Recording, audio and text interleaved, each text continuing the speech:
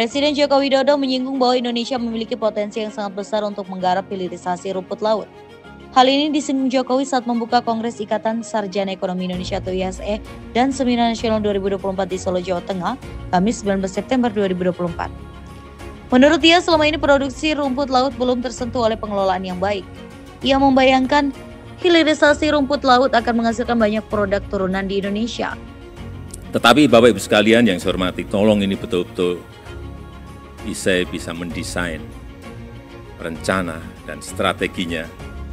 Yang saya ingin adalah hilirisasi yang padat karya, yaitu rumput laut, seaweed, yang belum disentuh secara manajemen yang baik.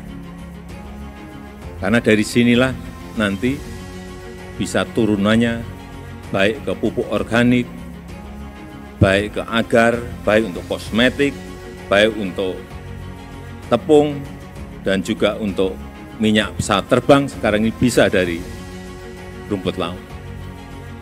Kita tahu Indonesia memiliki pesisir yang paling panjang nomor 2 di dunia, 81.000 kilometer. Ini sebuah potensi besar, tapi memang harus didesain, harus direncanakan, harus dibuat strategi yang benar sehingga nanti hasilnya bisa ketemu. Senada, ia pun menilai Indonesia perlu melakukan hilirisasi kopi dengan lebih baik. Jokowi menganggap bahwa potensi yang Indonesia miliki di sektor-sektor itu sangat besar namun belum digarap maksimal. Ia heran kemampuan produksi Indonesia justru di bawah Vietnam. Vietnam justru sanggup memproduksi 8 hingga 9 ton kopi per hektar, padahal potensi luas kebun kopinya tidak sebesar Indonesia. Padahal permintaan atas kopi semakin tinggi tiap tahun, diikuti dengan harga yang juga terus menjulang tiap tahun. Sementara itu hilirisasi kakao dianggap punya tantangan yang berbeda. Jika pada sektor lain Indonesia berlimpah bahan mentah tapi minim industri pengolahan, pada kakao yang terjadi justru sebaliknya. Ia berharap hilirisasi untuk sektor-sektor ini dapat bersifat padat karya. Pangan yang lainnya menurut saya yang juga harus dihilirisasikan adalah kopi. Kopi ini saya cek kita punya berapa hektar sih kopi? 1,2 juta hektar. Saya cek di lapangan, berapa sih produksi per hektar kita?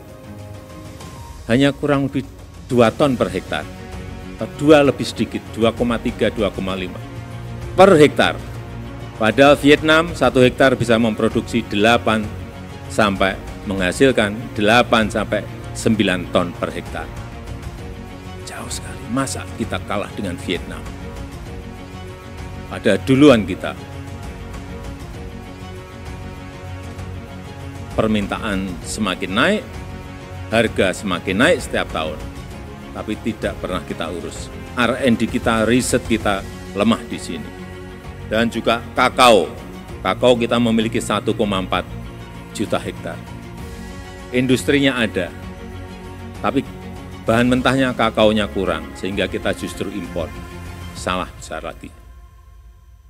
Dan yang lain-lainnya, masih banyak lada, nilam, yang ini turunannya akan memberikan nilai tambah yang sangat besar. Saya hanya ingin memberikan sebuah ilustrasi kembali ke nikel tadi. Nikel di tahun 2015, ekspor kita 3 billion US dollar. Dalam 1 tahun, artinya 45 triliun rupiah. 45 triliun rupiah. Kemudian setelah kita stop, 2021 muncul angka dari 45 triliun muncul 340 triliun rupiah.